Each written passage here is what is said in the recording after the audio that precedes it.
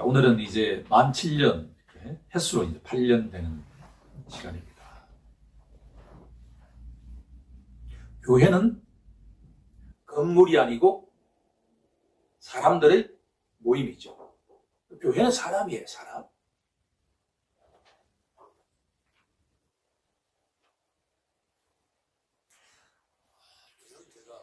똘똘하게 일상에서 기쁨을 누리는 것이 카페라떼가 너무나 맛있어가지고 산책을 하고 난 뒤에 우리 집 앞에 메가커피가 있어요. 특정 브랜드 이야기하면 안 되는데, 그래서 이제 거기서 카페라떼를 매일 한 잔씩 먹어요. 그럼 10잔 먹으면 한 잔 거의 공짜로 얻게 돼요. 그런데 그것도 한 달 해보니까 맛이 좀 떨어지는 거예요. 이게 사람이 맛이라고 하는 게 참 묘해요. 그래서 요즘 또 새로운 즐거움이 뭐냐, 이 소설을 읽는 거예요. 이게 소설. 물론 목사니까 당연하게 매일 성경 공부를 하지 않을 수가 없죠. 하지 않으면 살아가지 못한다는 건 나는 분명히 알아요. 물질적으로 아무리 풍족하고 내 마음에 근심 걱정이 없어도 성경 말씀을 공부하고 묵상하지 않으면 내 영혼이 이렇게 말라간다는 걸 나는 분명히 알기 때문에 살기 위해서 성경 말씀을 묵상한단 말이에요. 그런데 만 7년 정도 지나고 나니까 제가 무슨 용기가 있는지 50대 말에 교회를 개척해서 지난 만 7년 내 최선을 다해서 목회했다고 나는 생각합니다. 물론 그것이 완벽하다는 이야기가 아니라 나름대로 최선을 다했어요. 교리적으로 우리 교회는 다른 교회에 비해서 제 스스로 교리적인 선포가 제대로 이루어지고 있다고 하는 점에서 나는 조금 더 의심하지 않습니다. 그런데 성경 말씀 한 구절을 우리가 제대로 이해한다고 하는 게 진짜 쉽지 않다라고 하는 것을 느껴요. 우리 교회가 창립하게 된 성경 구절이 바로 덕이라고 하는 덕자가 어디에 나오냐 그러면 베드로전서 2장 9절에 나오잖아요. 오늘 읽은 본문이에요. 그래서 우리 현관문 번호가 뭐예요? 이야기할 필요 없고, 그죠? 땡땡땡땡이에요. 이 구절이에요. 우리 다 공유해야 돼. 그런데 그 덕이라는 게 뭐냐? 결론부터 말한다 그러면 우리 세상에서 말하는 덕스럽다라고 하는 의미도 있지만 여기서 말하는 거는 하나님의 놀라운 업적을 말해요. Wonderful act of God. 하나님의 놀라운 업적. 그러니까 하나님의 이루신 일이다. 그걸 날마다 선포하라라고 하는 거예요.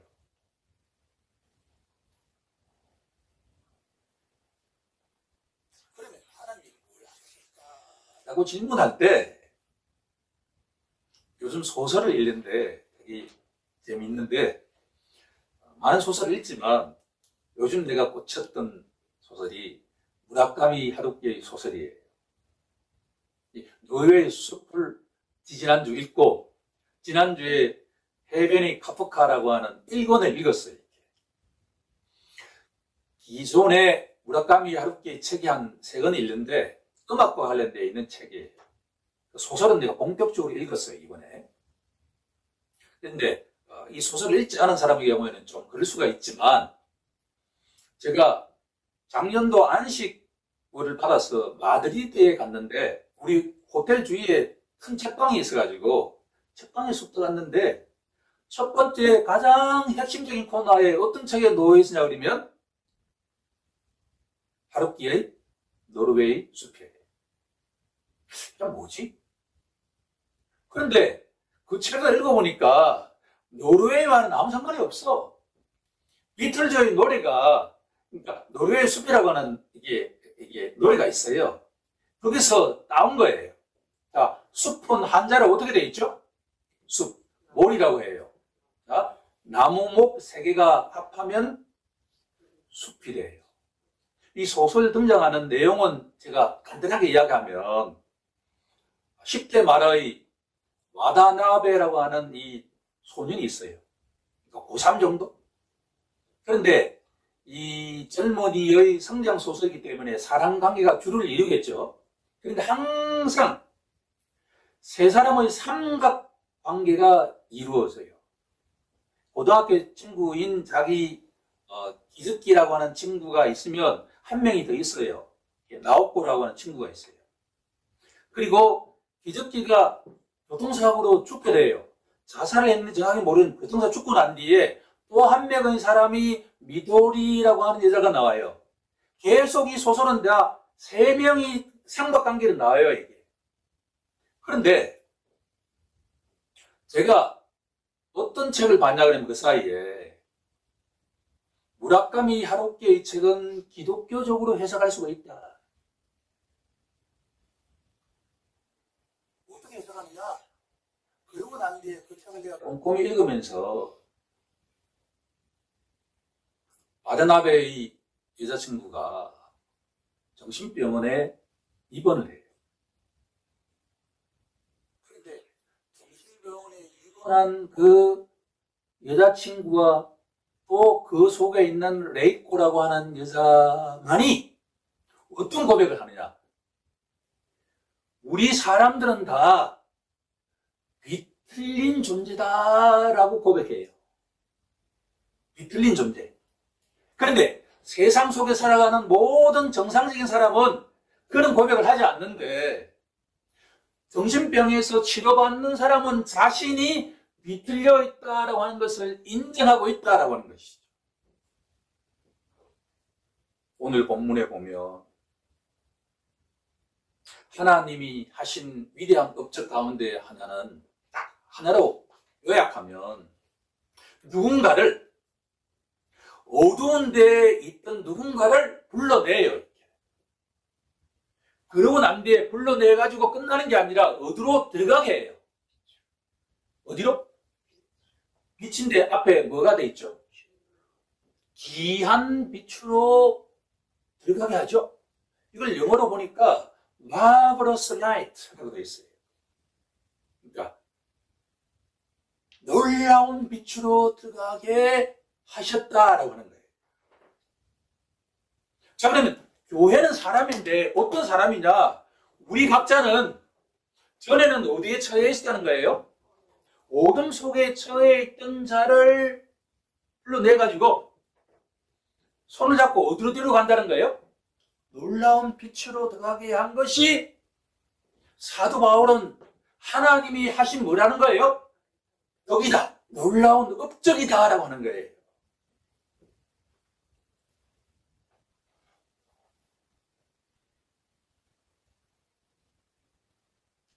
예수를 믿는다라고 하는 것은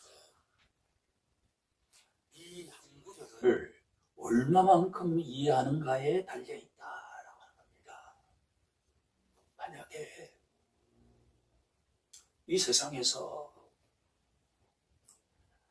우리 교회의 모든 성도들이 특히나 모든 청년들이 본인이 원하는 일터에서 본인이 가장 사랑하는 배우자 만나가지고 좋은 집을 짓고 가장 잘 살길 저는 소망합니다. 그렇게 될 줄로 믿습니다. 하지만 가장 중요한 것은 뭐냐 그러면 내가 전에는 어둠이었다라고 하는 것을 깨닫는 거예요.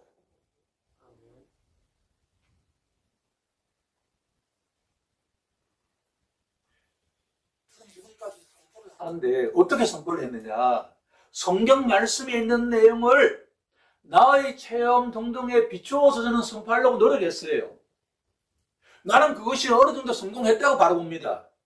그런데 이 세상을 이해하기 위해서는 나의 경험만으로는 부족해요. 이 세상이 얼마나 어둠인지는 잘 모른단 말이에요. 어둠에서 불러냈다는 이야기는 무슨 말이냐 그러면 다른 말로 번역하면 세상에서 불러냈다는 거예요. 세상은 본질적으로 그 속성이 어떻다는 거죠? 빛이 있어요, 없어요? 없다라고 하는 거예요.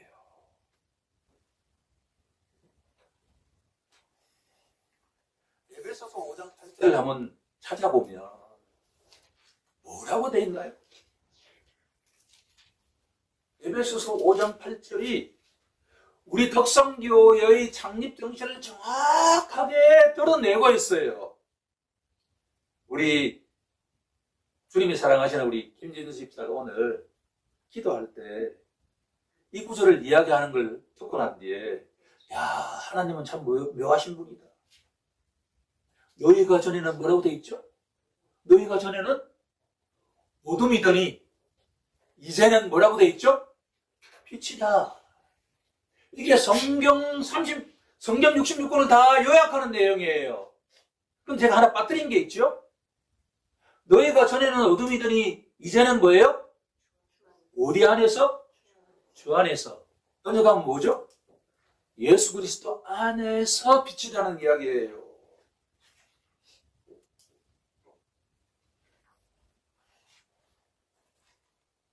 노르웨이 숲은 약간의 포르노적인 내용도 있습니다. 이게 무라카미 하루키가 너무나 10대와 20대를 내보다 10살 많은데 하루키는 49년생이 내보다 10살 많아요. 70대 중반이에요. 근데 이 사람이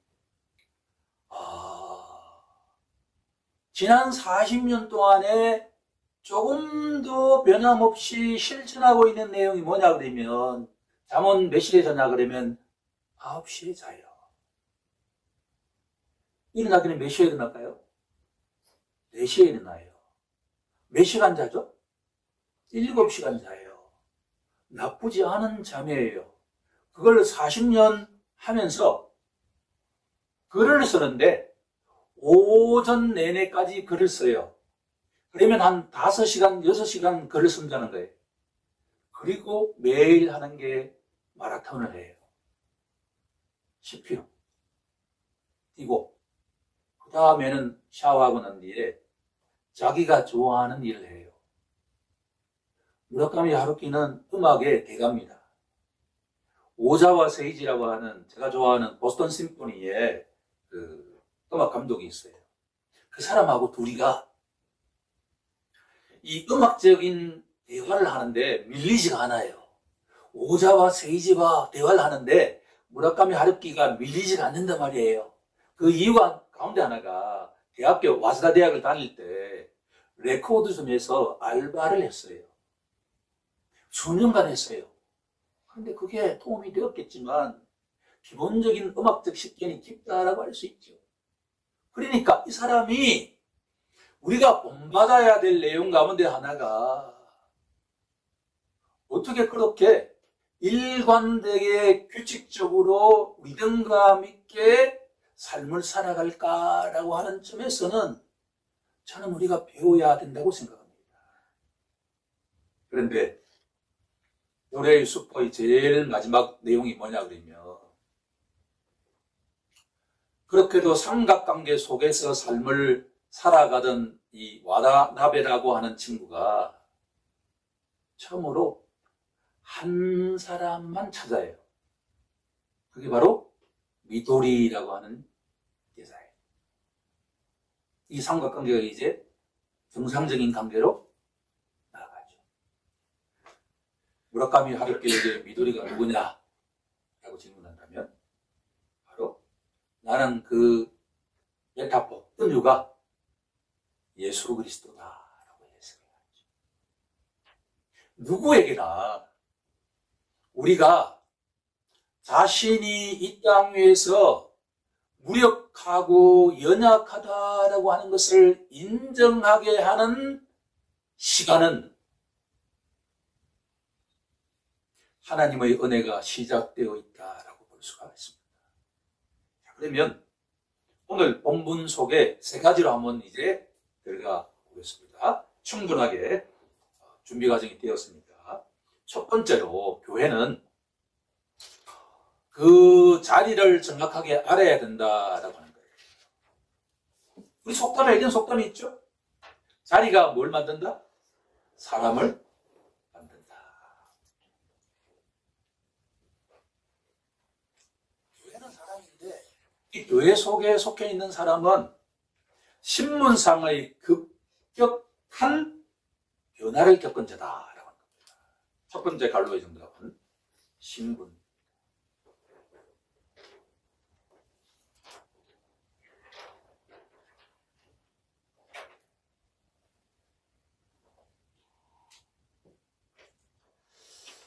창세기 7장에 가게 되면 노아의 이야기가 나오잖아요. 당시에 방주를 짓는다라고 하는 것은 그 당시 사람들에게는 아주 미친 짓이에요. 왜냐 그러면 뭐가 없었기 때문에? 비가 오지 않았기 때문에. 비가 오지 않았기 때문에 배가 필요하지 않았어요. 그런데 하나님이 노아를 통해서 방주를 짓게 하는데 몇 년이 걸렸냐 그러면 120년이 걸렸습니다. 노아는 하나님의 그 말씀에 순종하면서 때가 되자 홍수가 며칠 지속되었냐 그러면 40일간 지속이 되었습니다. 그럴 때 그 방주에 초대를 받은 사람은 몇 명이었죠? 몇 명이었죠? 8명이잖아요. 노아 부부와 노아의 아들이 몇 명이었죠? 3사람. 3사람이니까 배우자 해서 8명만이 하나님으로부터 부르심을 받았어요. 세상 속에 살아가던 수많은 사람 가운데 몇 명만이? 8명만이 부르심을 받고 어디로 들어갔죠? 방주 속에 들어갔잖아요. 이 방주가 오늘 본문 속에 말하면 뭘 의미하죠? 빛 속으로 들어가게 했다라고 하는 거예요. 놀라운 빛 속으로 들어가게 했다. 8명을 제외한 모든 사람은 살았습니까? 죽었습니까? 다 죽었어요.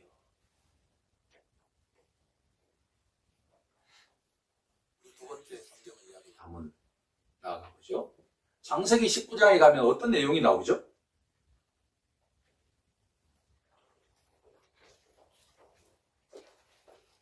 소돔과 고모라 이야기가 나오잖아요.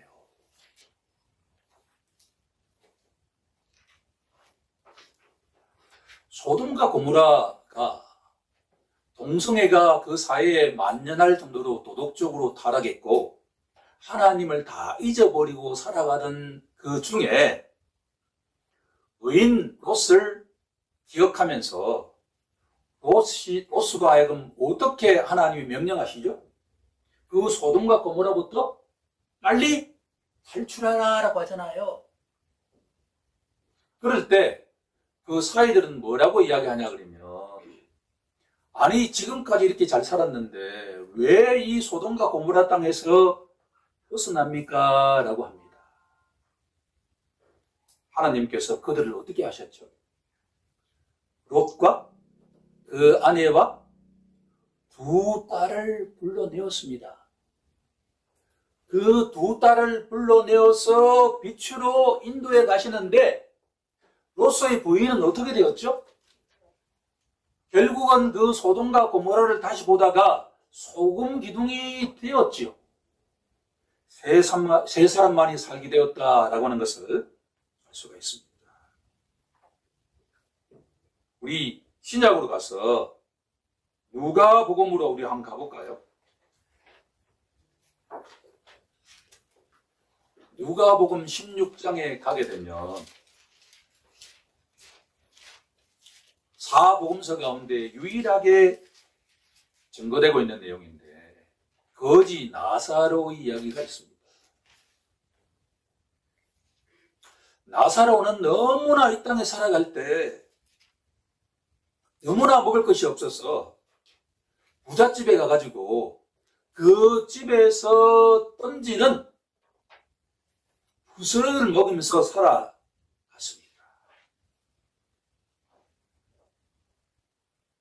어제 모처럼 우리 아내와 그날 본사님 보고하고 또 그림 같이 그리는 분이 야외에서 간단한 파티를 하자 해가지고 이제 같이 갔다 왔습니다. 맛있게 고기를 구워 먹고 삼겹살이 조금 남았어요. 그래서 이 남는 걸 어떻게 합니까? 다 이렇게 계획이 있다고. 그걸 누구한테 줄까요? 고양이와 멍멍이한테 주더라고 보니까요. 나사로의 삶이 그런 삶을 살았다는 거예요. 사람들이 보기에 너무나 비참한 삶을 살았어요.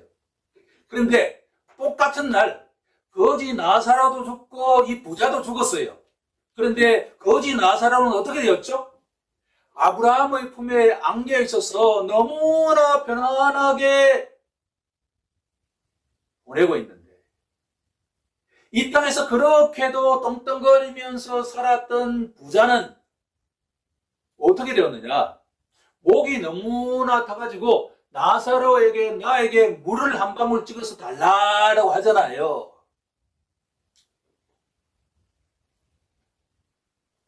이 세 가지 사건을 통해서 볼 때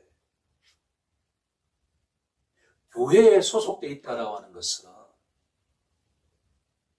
그 자리에 가만히 있었다고 한다면 이 땅의 삶이 어떻게 되었다는 거예요?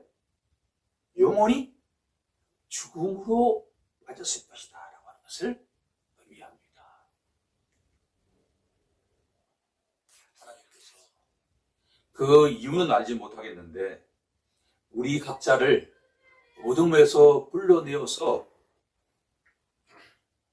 예수 그리스도가 계신 그 생명의 빛으로 인도하게 하셨다라고 하는 것을 우리 모두 함께 선포하는 축복이 임하길 간절히 원합니다.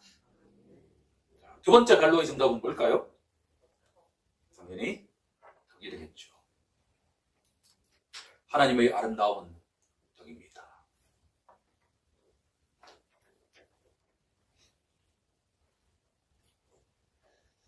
교회는 그리스도의 몸이라고 하죠. 교회는 몇 개일까요? 성경적으로 교회는 하나죠. 그리스도 몸은 하나뿐이잖아요. 우리 독성교회는 그 그리스도의 몸의 뭡니까? 하나의 지체죠. 그렇죠.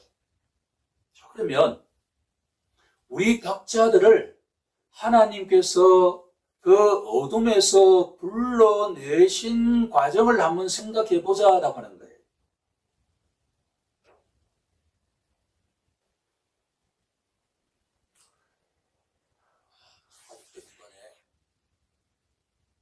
제가 예수님을 인격적으로 만나게 되었을 때 우리 친구들 가운데 가장 예수를 믿기 어려웠다고 평가하는 친구가 제 자신이었습니다. 그런데 어느 날 갑자기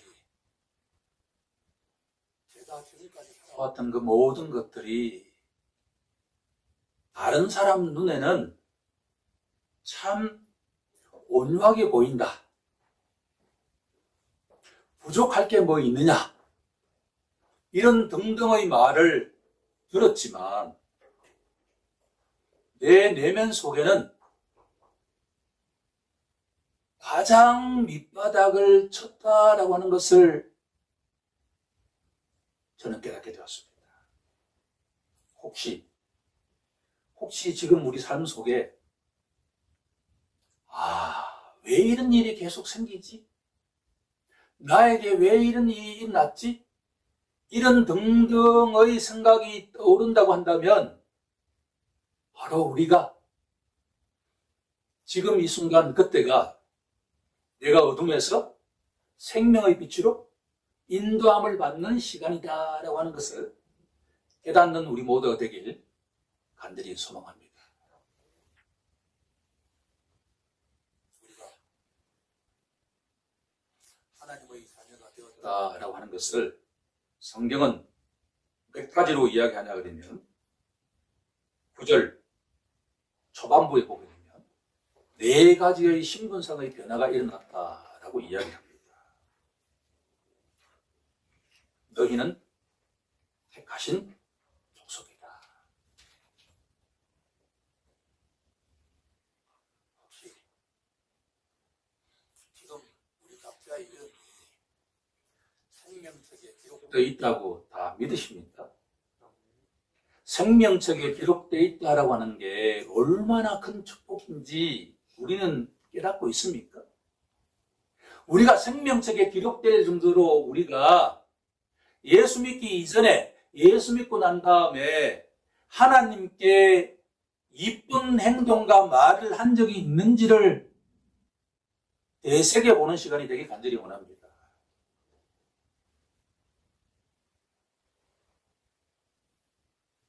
지금 생각하면 지난주에 우리 상대학교 교수님을 이끌던 교수님이 71살인데 이 땅을 소천했습니다.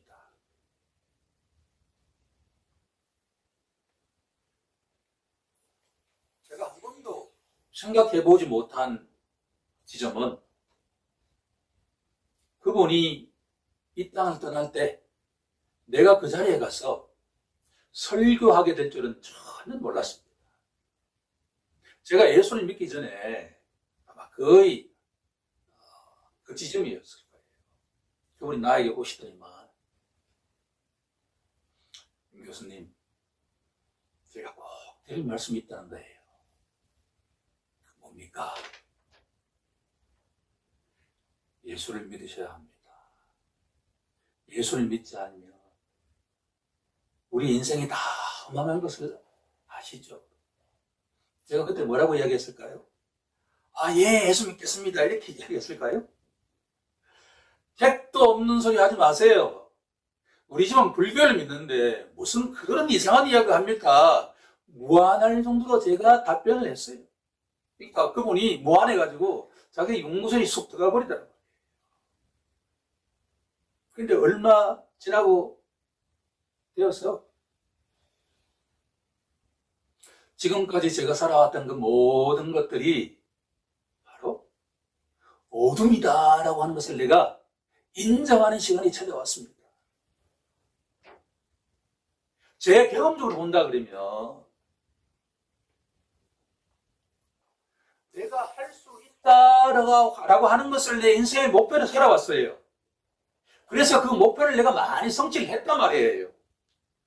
학문적으로도 성취했고 기타 여러 가지 점에서 많이 성취를 했는데 내가 내 영혼이 눈에 보이지 않는 내 마음의 안식이 절대 없다라고 하는 것을 어떻게 하면 내가 해결할까?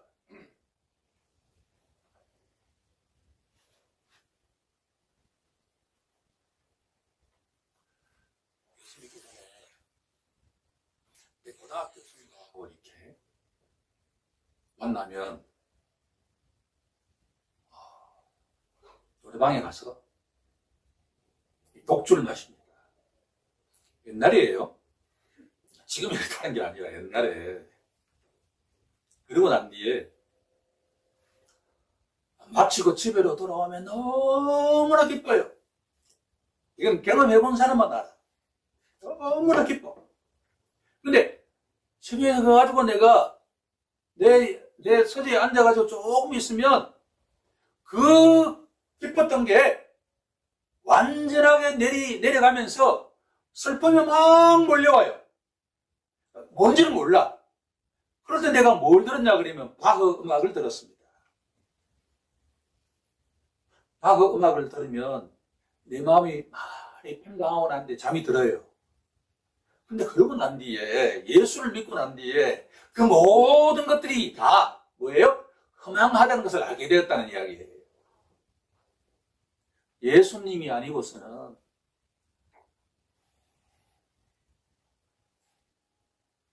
영접하는 자, 그 이름을 믿는 자에게는 하나님의 자녀가 되는 권세를 주셨습니다. 주 예수가 내 마음속에 자리하기 시작하자. 이제 이런 고백이 나의 고백이 되기 시작했습니다. 전에는 내가 뭐였는데 어둠이 되니 이제는 누구 안에서? 주 안에서 뭐가 되었다? 빛이 되었다. 내가 이 시간 여러분들에게 간절하게 소망하는 것은 뭐냐 그러면 이 고백이 우리 각자의 고백이 되기를 원한다라고 하는 거예요. 그 이상도 아니에요. 이걸 그냥 그렇게 외워서 암송하는 게 아니라 예수님이 내 속에 자리하기 전에는 내가 어둠이었다라고 하는 것을 본인이 실존적으로 알아야 된다는 이야기예요. 그런데 요즘 저에게는 소설책이 아주 그것이 유용한 도구가 될 수 있다.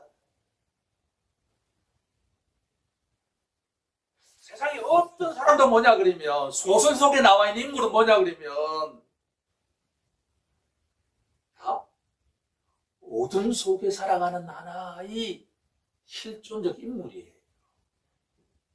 본인들이 자기가 어둠이라는 걸 알까요, 뭘까요? 몰라요. 근데 안다 하더라도 어떻게 해결하냐 그러면 자살로서 끝나요. 본인이 뭔가 뒤틀려 있다, 뭔가 잘못되어 있다는 걸 아는데 그것을 교정하기 위해서 누구를 찾지 않는다는 이야기예요. 예수를 찾지 않는다라고 하는 것이, 그것이 소설의 맹점이자 한계다라고 하는 거죠.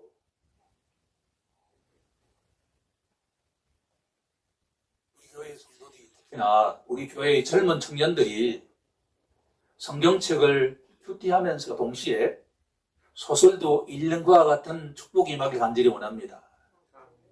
가인의 삶을 통해서 그 삶을 살아가는 사람들이 예수를 모르고서는 절대로 불행에서 빠져나올 수 없다라고 하는 것을 해석하고, 그런데 나는 하나님의 은혜로 예수 안에 있다라고 하는 것을 인정하는 우리 모두가 되길 간절히 소망합니다. 세 번째, 교회의 태도입니다. 교회는 사람이잖아요.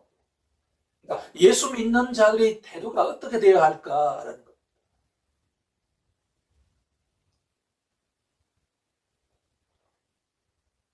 우리는 어디서 살아가죠? 세상 속에 살아갑니다. 우리는 예배당에서 살아가는 게 아니에요. 우리의 필드는 세상이에요. 그러니까 예배당에 모였다가 자기 필드로 가는 거예요. 그런데 그 세상 속에는 누가 다수를 차지하고 있죠? 예수 믿지 않는 자들이 다수를 차지해요. 성경 본문에 12절에 뭐라고 되어 있나 그러면 그들 누구라고 그러죠? 이방인이라고 하죠. 이방인. 너희가 이방인 중에서 살아간다라고 하는데, 열의 9은 예수를 믿지 않는 자들이고 열의 하나가 예수를 믿는 자들이에요.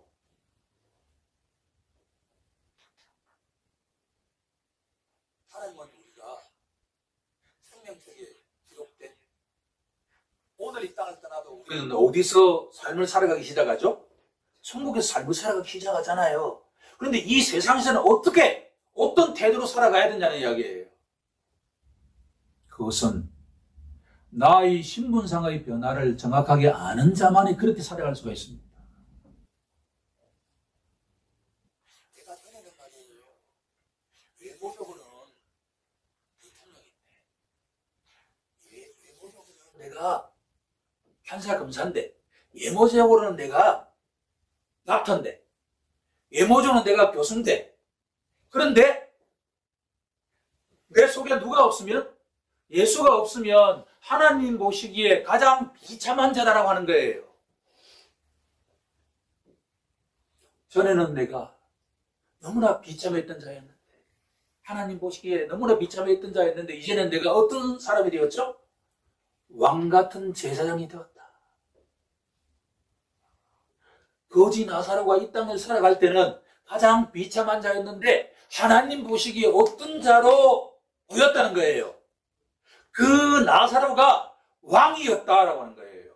그 나사로가 제사장과 같은 존재였다라고 하는 거죠.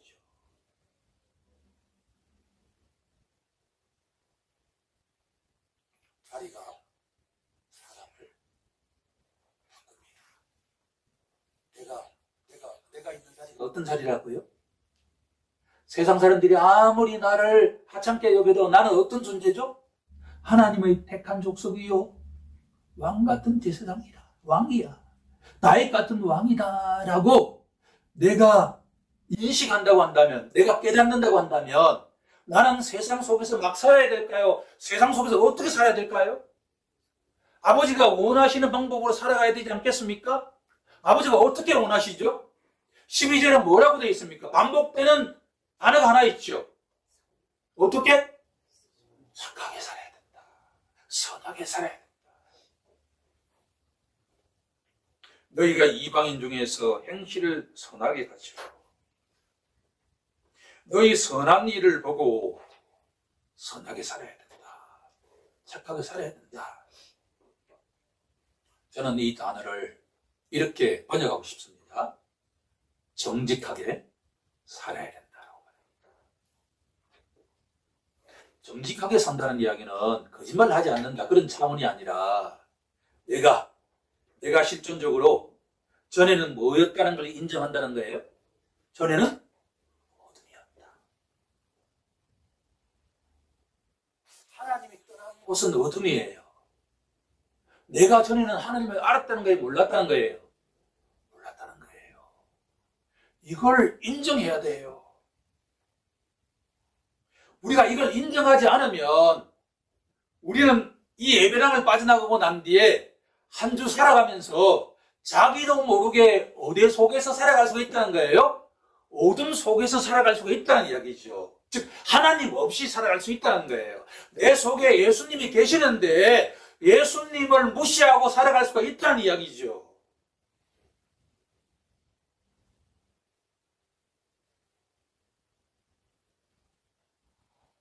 우리가 함께 내가 전에는 어둠이었는데 이제 주 안에서 빛이라는 것을 믿고 인정한다면 다가오는 한 주 동안에 이방인들 속에서 살아갈 때 어떻게? 선하게, 착하게, 정직하게 살아가는 축복이 우리 모두에게 임하기 간절히 소망합니다.